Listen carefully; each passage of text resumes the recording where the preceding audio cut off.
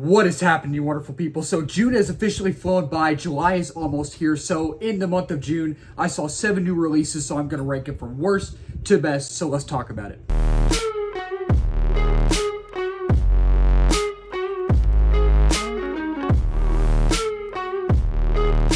So coming in at number 7 is Megan 2.0. This is a film that I absolutely had no expectations for at all. I was like, do I even really want to go watch this film? Because if y'all been following my channel for a while, Megan, the original Megan, I'm not the biggest fan of. I'm just kind of okay with that. I know majority of people really enjoy it. It has a big fan base there, but I am just not the biggest fan of it. But at the same time, kind of the flip side of the coin, the ironic thing about it is that I kind of also have a special place for that movie in my heart because it's the first video I ever did on my channel, first review I ever did on my channel as well.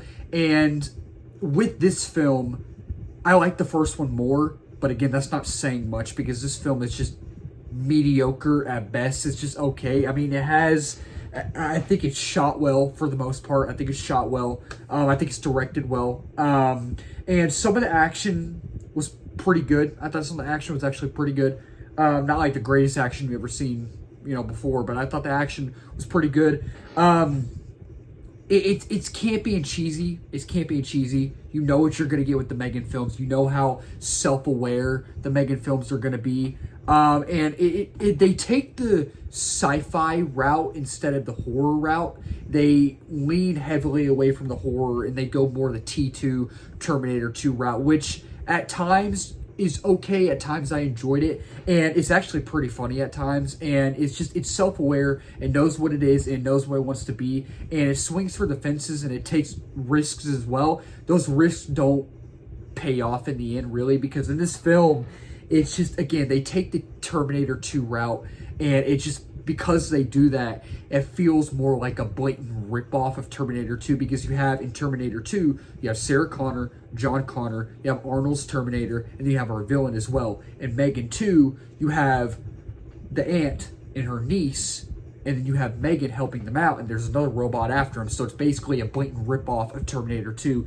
And it's just, again, I thought the first Megan was better. Again, it's not saying much, but it overstates its welcomes. The characters are more dull than they were in the first film. And overall, it just did not work for me. It just didn't work. Coming in at number 6 is How to Train Your Dragon. Now, I am not really over familiar with the How to Train Your Dragon films. I have seen the third one. I saw the third one a long time ago in theaters, and I absolutely loved it. The first two I probably watched fully when I was younger, but I really need to sit down and actually fully watch those two. But when it comes to this one, I thought the trailers were great. I thought it actually looked like a good live-action remake and not a soulless live-action remake. And after seeing the film, I have my positives, but I have my negatives as well. Overall, as a whole, I just thought it was okay. I thought it was fine. And I really think the score is great. It's the same score you've heard before, the test drive. I absolutely love it. I love the visual effects. I thought they were actually great, especially on Toothless. I thought they were really good. And it's about friendship. It's really about acceptance and fitting in. It's about love as well. And the actors really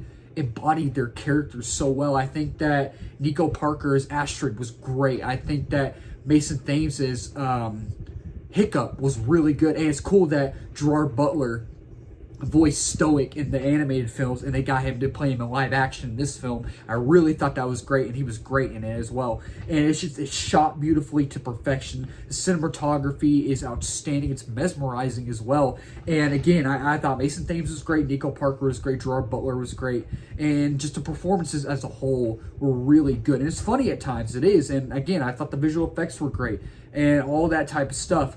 And it gets better once it hits the second act. But the thing with this film is that nothing felt earned.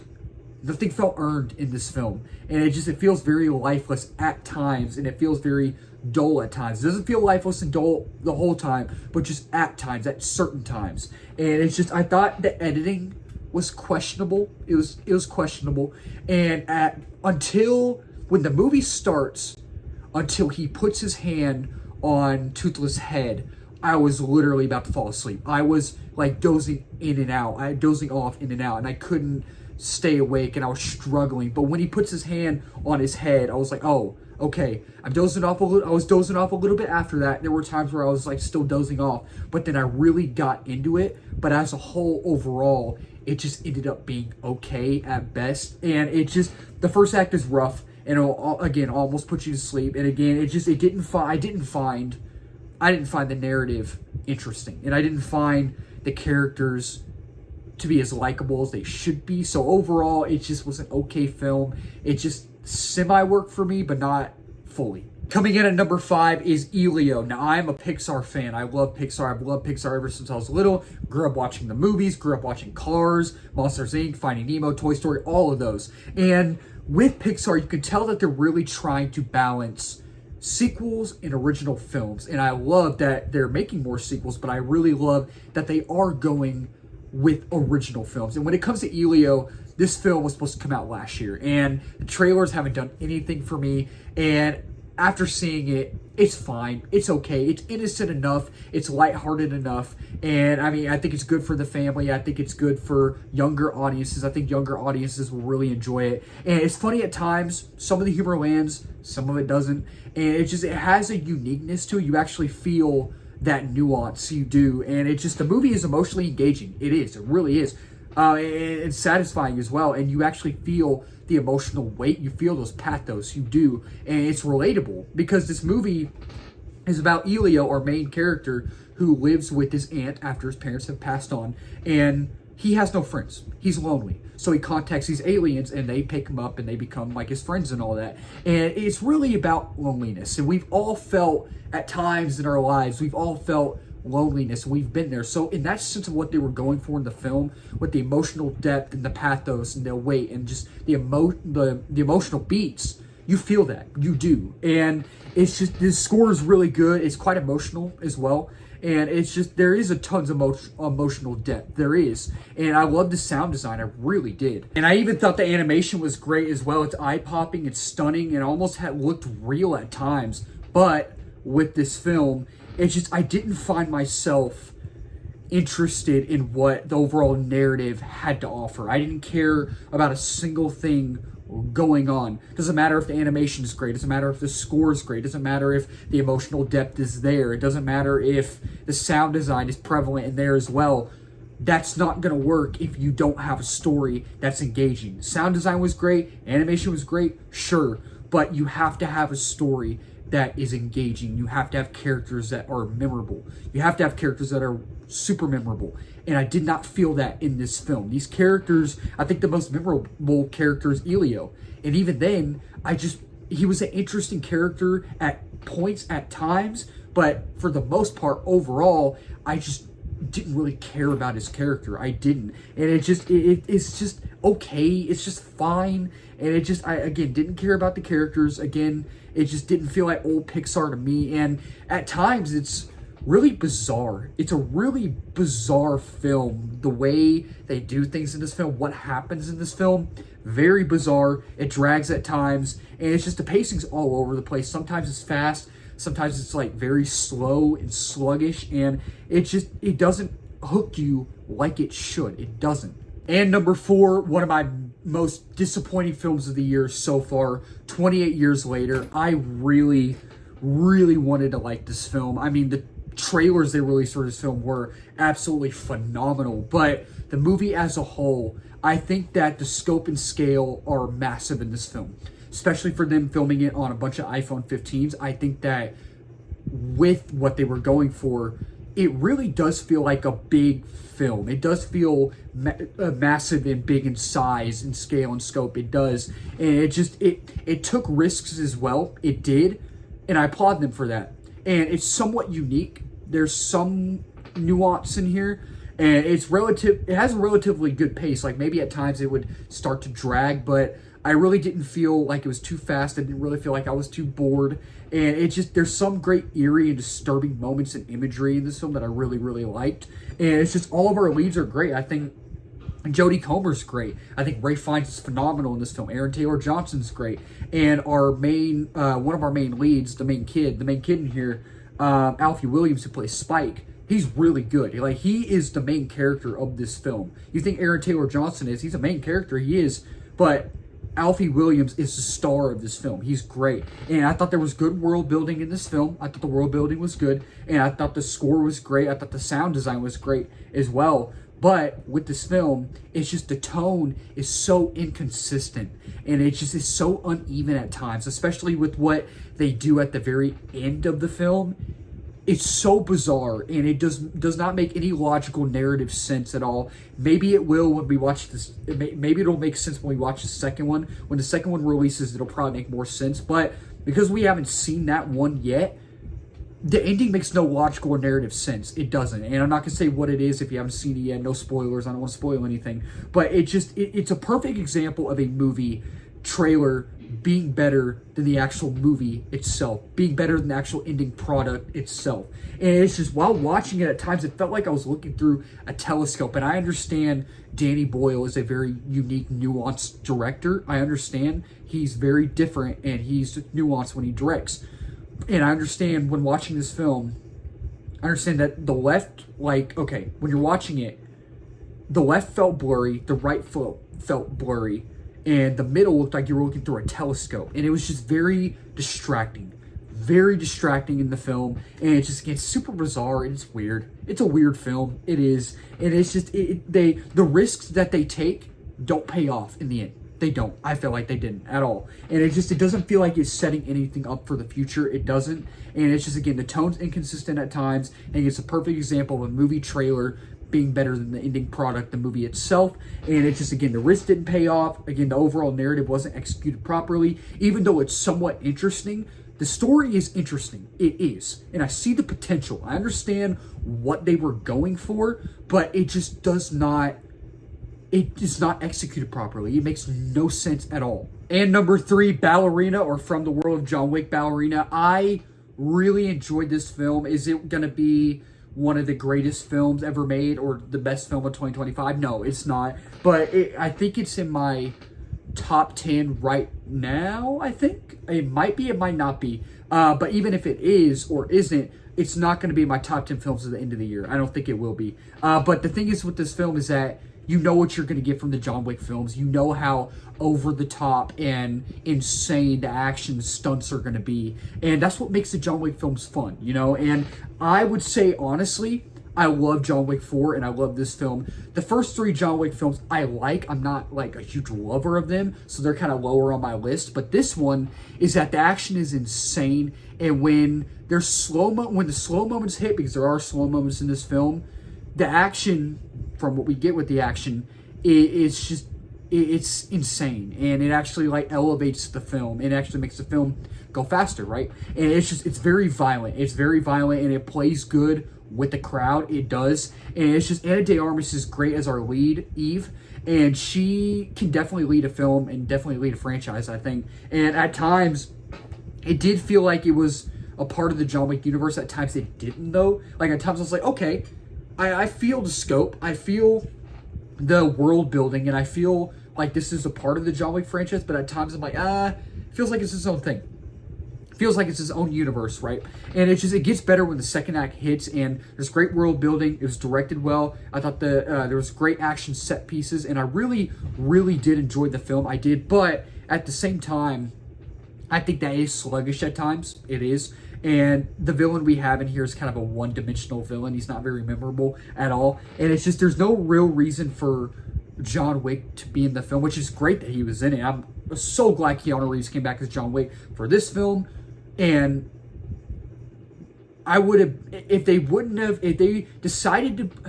they talked about putting him in the film and they didn't end up putting him in the film, I would have been disappointed. But again, at the same time, I'm like, it didn't feel like there was any narrative, logical sense for him to be there. But it didn't feel, I didn't feel the weight of anything.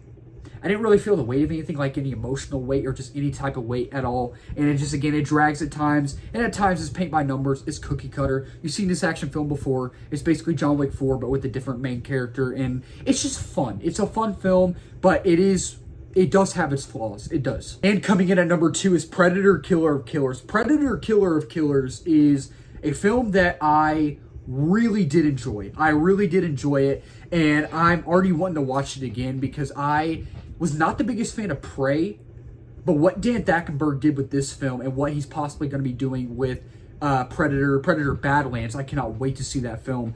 This film, it has its flaws, it does, but overall, I think it works. It really does. And it just, I thought the score was great, and it really reminded me of the OG film. It really did. It did. And it's just, I thought the sound design was really good in this film, and the animation is really unique. It's a unique type of animation, and it's just, it's good for what it is, and it's unique and nuanced from other films in the franchise. It's different from other films in the franchise. I thought the action was really good. I love the action in this film, and I do think it's better than Prey. It is definitely better than Prey, and I thought the voice acting was really, really good. And it's just, there's not much dialogue, but when we get the dialogue, it's good. It's really good. And it's just, the world is interesting. The world really feels lived in and rich. It does. And it's just, animation looks like an acrylic painting come to life. It really does. But with this film is that I feel like at times animation did feel a little choppy. It did feel a little choppy. And it's just at times it feels like it's an anthology film, but at times it didn't feel like it was an anthology Predator film. Like, the movie's an anthology Predator film, but at times it just felt like it was just a random anthology film. You know what I mean? And it felt like at times the Predator was kind of just there. You know what I mean? Which it didn't really take me out of the film, but I noticed it, and I was like, I don't know if I like that. I don't know if I like that. And number one is F1. This has been one of my most anticipated movies of the year. You have Brad Pitt, who's one of my favorite actors of all time. You have Joseph Kosinski, who directed this, who directed Top Gun Maverick, which is my third favorite film of all time. And you have Jerry Bruckheimer, who worked on the Top Gun films, who did the Pirates of the Caribbean films. Jerry Bruckheimer knows what he's doing, and you just, from the trailers, you could tell that this is literally Top Gun Maverick with race cars, and that's what it is. I mean, it has the Top Gun vibes. They're prevalent in this film. It has that good, cheeky humor. It really does. And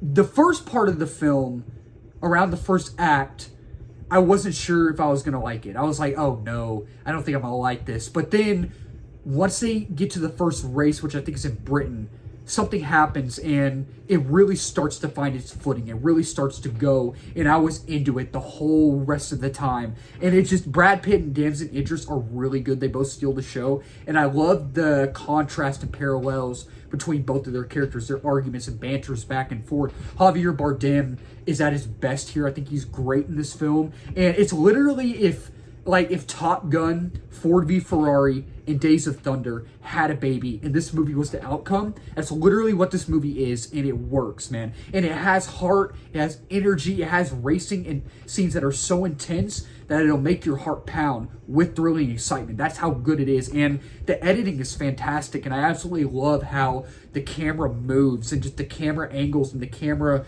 work, how it moves, the shots, the way it's directed. I love that, and the great cinematography that it has, and again, it's directed well, and it's just, it's a fun film. It's a fun film, but I do think that it did have that rough and rocky start, so at first it kind of didn't hook me, but then I got into it at a certain point, and I was like, okay, didn't quite hook me, but I'm feeling this movie now, you know. And it's just, maybe it's a tad bit long. It's 2.5 hours, so maybe it's a little long, and maybe it's a familiar story you've seen before. You have a guy who is the best at what he has always been able to do, and then years pass by, he's done with it, he comes back in the picture as a hotshot rookie, and they have a banter back and forth. They win in the end. You know how the film goes. But with the sense of what they were going for in this film, I really enjoyed it. It didn't take me out of the film. I really enjoyed it. And again, you know how it ends. You know where it's going. But again, it's a fun film. So that'll wrap up this video. Thank y'all so much for watching. If you're new to the channel, please remember to subscribe, like, comment, share in this video. We are at 975 subs.